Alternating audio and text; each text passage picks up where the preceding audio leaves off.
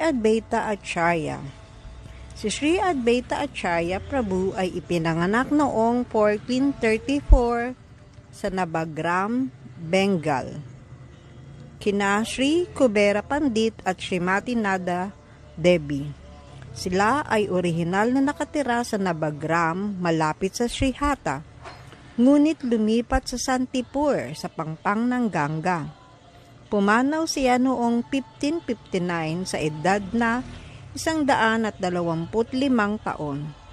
Si Advaita Acharya ay nag-aral ng mga Veda at iba pang kasulatan sa ilalim ni Santa Acharya sa Pulavati, malapit sa Santipur, kung saan siya ay binigyan ng titulong Acharya.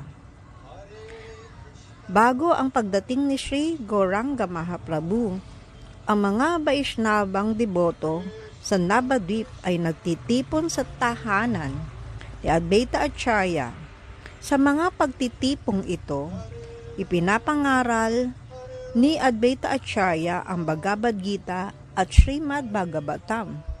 Sa kanyang tahanan, ang mga deboto ay nagagalak sa Krishna Katha, pagsamba kay Krishna at pag-awit ng mga pangalan ng Diyos. Si Advaita Acharya ay isang espiritual na guro na may maraming tagasunod.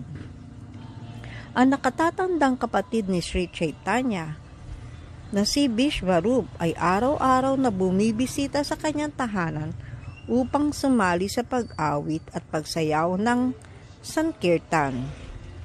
Ginugol niya ang karamihan ng kanyang buhay sa Shantipur kasama ang kanyang pamilya at naging respetadong pinuno sa pagtaguyod ng devosyonal na paglilingkod sa Panginoon.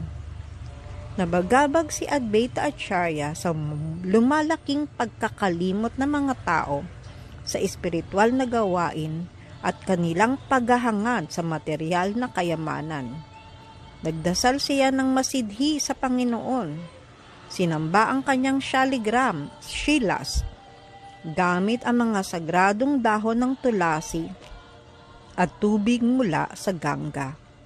At tinawag ang Panginoon upang magpakita at ipakita sa tao ang daan tungo sa walang hanggang espiritual na tirahan. Sa pamamagitan ng kanyang taimtim na panalangin, narinig ni Sri Krishna ang kanyang panawagan mula sa Goloka at nagpakita bilang si Sri Krishna Chaitanya sa Mayapur, Bengal, bilang anak ni Sri Jagannath Mishra at Sachi Devi.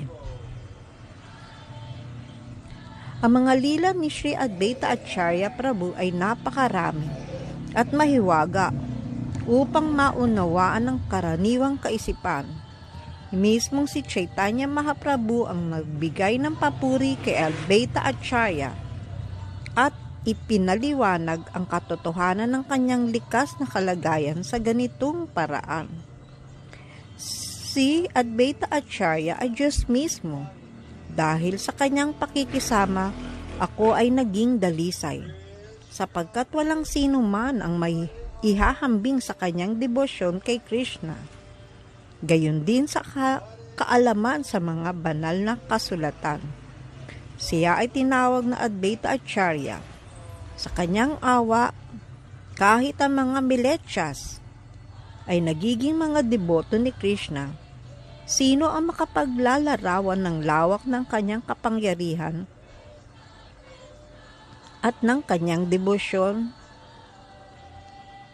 Ang Narasimha Shaligram, Shila, at mga diti na ginawa ayon sa imahe ni Sri Madan Gopal na sinamba ni Sri Advaita Acharya ay makikita pa rin sa Santipur, sa Madan Gopal Para,